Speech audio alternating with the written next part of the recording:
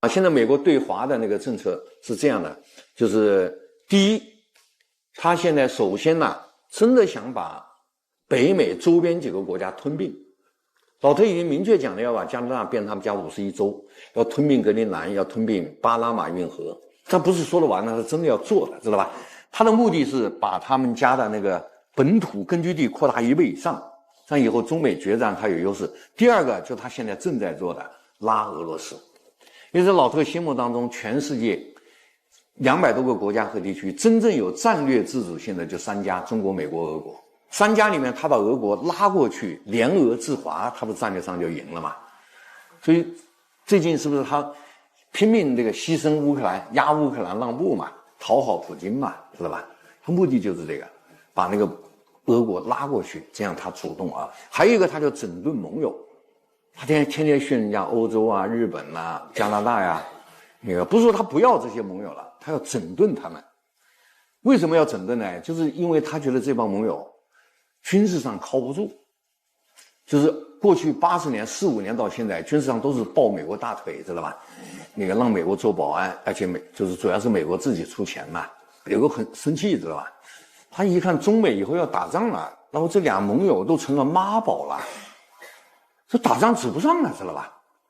那還沒動手，他就拉我後腿，那不行，他天天罵他們，就給他們都提了要求，說把你們那個 GDP 5%給他當國防經費嘛。這就是美國現在的做法啊！美國老特其實在認真的準備跟我們對決，辦法就是這個。國內他現在也在協調，把國內製造業回歸搞強大一點。國際上呢就是這樣，控制盟友，控制周邊，是吧？拉俄羅斯，像萬一最後對決不就是有主動性嘛？西方我們天天在講嘛，西方指誰啊？大家知道嗎？我給大家一個定義啊，西方指3大4小，3大就是美國、歐洲、日本，4小加拿大、澳大利亞、新西蘭、以色列，他們叫西方，其他都不是西方，知道吧？西方是個很小的封閉圈子，然後決定西方地位是那個3大，不是那4小，4小就是拉拉隊、起哄加秧子了，知道吧？3大裡面告訴大家，現在2大不行了。這個老大美國沒問題，力量還很大，可是美國的左膀右臂，哼哈二將，歐洲、日本真的不行了，是吧？總量下降，新技術跟不上，傳統優勢守不住了嘛。我要提個勸告，就是歐日都在下降，其中日本會降得更快。這個為什麼呢？因為歐洲塊頭大呀，塊頭大它不是下降就時間長一點嘛。因為歐洲是現代文明發源地，對不對？從現代化角度來講，歐洲可是老財主啊，老財主不要跟他比富的，沒準他們家是吧？樹底下一挖，挖到那個他爺爺埋的9貫銀子呢，是吧？家裡倉庫一找出一文物呢，是不是？他們家有點寶貝的。日本暴發戶他沒有這個寶貝。還有一個啊，歐洲畢竟是美國白人的故鄉吧，美國怎麼講也是把他當親戚要幫一幫的，對不對？日本到一定時候美國會扔掉了，知道吧？我知道很多人很喜歡日本，是吧？就是現在可不要移民日本了，知道吧？因为这國家沒有前途了，移民日本絕對是人生錯誤啊！今天移民日本就是45年參加偽軍，49年參加國民黨，知道嗎？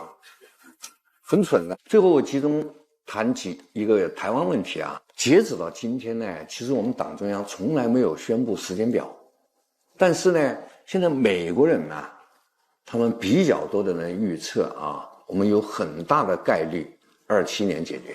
這個美國現在說的特別多啊，他的依據這麼幾個。第一個呢，他們就認為啊，那個我們內部已經發通知了啊。第二個呢，就是他一些事實依據，他就認為中國現在做了很多準備，比較典型的就是中國的那個物資儲備。我們中國呢，大概有20%的那個化學元素周期表上的元素是沒有的。結果中情局現在發現，幾乎所有的重要資源，中國的儲備都超過了20年。他說這就是準備世界大戰的，因為商業儲備準備個半年就夠了嘛，對吧？因為儲備是非常花錢的，這不是要世界大戰了嘛，對吧？另外呢，就是他們美國研究中國的那個政策比中國人還細緻，對吧？我們開完比如三中全會，那美國人特別認真研究啊。我們20屆三中全會是不是提出一個詞，我們自己都沒注意啊，叫戰略備份嘛？所有的戰略產業都在內地得有個備份，這也是世界大戰的一個準備嘛，對不对？另外當然就是軍事裝備採購，你在買什麼東西，部署到哪個部隊啊，它就可以推算你什麼时候用嘛啊。所以這些東西合在一塊兒，現在結論就這樣，就是中國呢，中央是沒有宣布時間表的，而且反复強調優先和平統一的啊。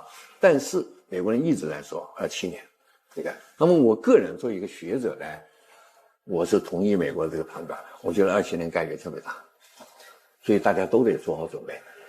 27年那個地動山摇就來了，是吧？祖國解放戰爭最後一戰開始，台灣問題肯定是武力解決，但這個武力也可能就比較輕鬆，就是封鎖吧，封鎖2禮拜，他沒吃的沒喝的，他那個有可能这樣啊，但也可能打那個，但是他是叫非和平手段解決。我認為台灣拿回來雖然付點代價，它很值得。從外交上講啊，台灣拿回來，東盟國家肯定是跟我們走的，不會跟美國制裁我們。為什麼呢？東盟國家都是機會主義國家，現在經濟上都跟我們賺錢，但是安全上現在都還是靠美國的。但如果台灣拿回來，他就知道美國那個安全上靠不上了嘛，對不對？每年給你交保護費啊，來了危險，怕你跑得比老子還快，我還指望你啊，對不對？所以我認為啊，台灣解決之後，東盟是跟我們走的。那麼東盟跟我們走，其實南海就在我們手上了吧，就是我們內海了吧。南海是我们內海，下面的結果是什麼？日韓必定投降。日韓大家都去過，對不對？日韓生活水平截止到今天還是比我們好一點，但是日韓呢是物資極端缺乏的國家。我剛才講我們那個礦物質，那個化學元素缺20%，日本是缺90%啊，知道吧？日本是真可以掐死的一個國家。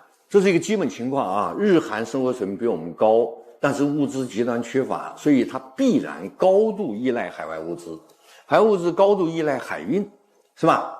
那日本是沒有陸路的嘛，韓國呢是半島國家，本來有陸路，但是因為它北方那個兄弟跟它鬧翻了嘛，它沒陸路。韓國是個人造的島子了吧，挺可憐的。好，結論就出來了，這兩個國家高度依賴海外物資，海外物資高度依賴海運，而海運85%走南海，所以南海成了我們內海以後，是不是日韓的生命線在我們家手上？結論，日韓必定投降，知道吧？日韓投降，東海就是我們的呀，是不是？所以我認為台海搞定，南海、東海搞定，3海就搞定。然後中國就進入有史以來最安全的時候。其實就是我剛才講的，我們這些弱點呢，中央其實都在弄。糧食，我告訴大家，現在我們儲糧的儲備已經超過2年了，所以肯定沒有問題。因為中國本身就是最大的產糧國，我們一年產量7億噸，美國是第2名5億噸，印度第3名3億噸嘛，是吧？俄羅斯1億多一點。中國現在有一種糧食儲備技術，就是氮氣儲存，就空氣裡面那個氮。氮氣儲存的好處是什麼呢？保鮮，氮氣是惰性那個，所以糧食進去以後它不生長的，變霉不會，它是5年出來就是新米，知道吧？另外呢，藏糧於地，所以現在好多地方退林還耕，對不對？馬興瑞在新疆幹得不錯，就是因為他在新疆搞出700萬畝耕地呀，知道吧？那個好，這是糧食，大家放心解決了。石油看來到27年可以解決。石油怎麼解決呢？第一，我們在過去"十四五"啊，我們國土資源部對我們國土進行了，應該是新中國建以來最徹底的一輪篩查，就找到了很多那個油氣和礦物質，找到很多，那個就沒宣布啊。石油產量，這個按照我這個信息，就是可以增加1億噸，從現在的2億到3億。然後陸路運輸啊。就是我們現在在中亞原來是3條管道，現在已經建好了第4條，叫地線 ABCD 的地線，已經跟土庫曼這裡建了。另外就加了一個鐵路嘛，叫中吉烏鐵路。這樣完成以後，到27年，我們可以陸上運輸的石油從現在1億噸增加到2億噸，是吧？自產3億，陸上2億啊，這樣就是5億了，對吧？然後現在就是到處在推廣那個新能源車嘛，對吧？全世界新能源車我們推廣最來勁，對吧？那麼它可以減少1億噸的石油消耗，知道吧？這樣呢又少了，最後其實就1億噸的缺口，1億噸缺口呢問題就不大了，我們那個煤變油就行了，中國的煤变油技術是非常成熟的，只不过就是貴，就價格貴，知道吧？那打仗的時候那就不管了，所以基本上我認為到現在糧食能源都解決了。過去100年了，中國人有個毛病啊，老覺得中國人最不行，這是五四運動形成了一個傳統啊，以罵中國人為樂。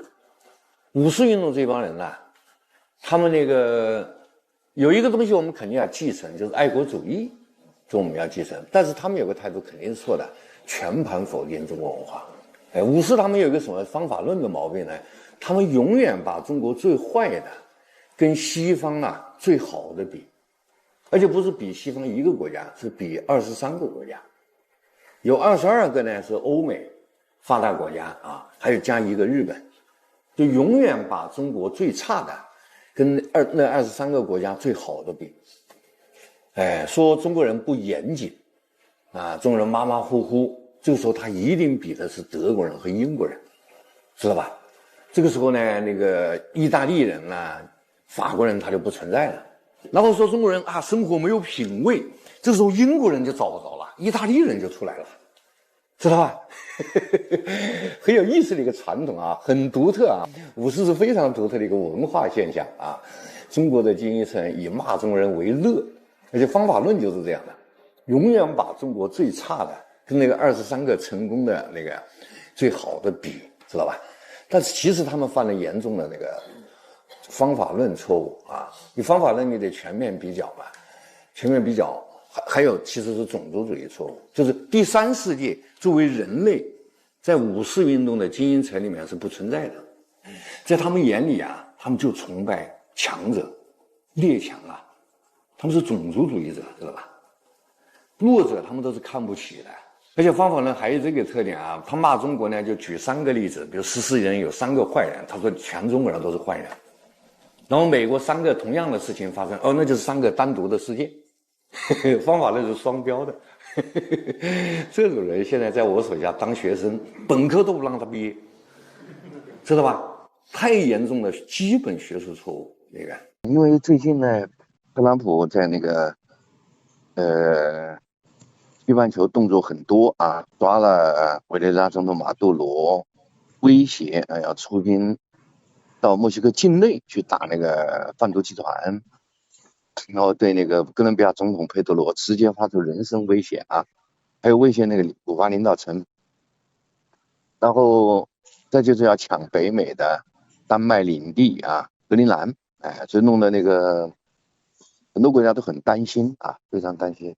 一個呢，這些國家肯定想取悅於美國啊，現在別做下一個冤大頭啊，被老特拉出來祭旗，所以他們對美國現在是很低調的。但另一個方面，他們很自然的也想找外援的。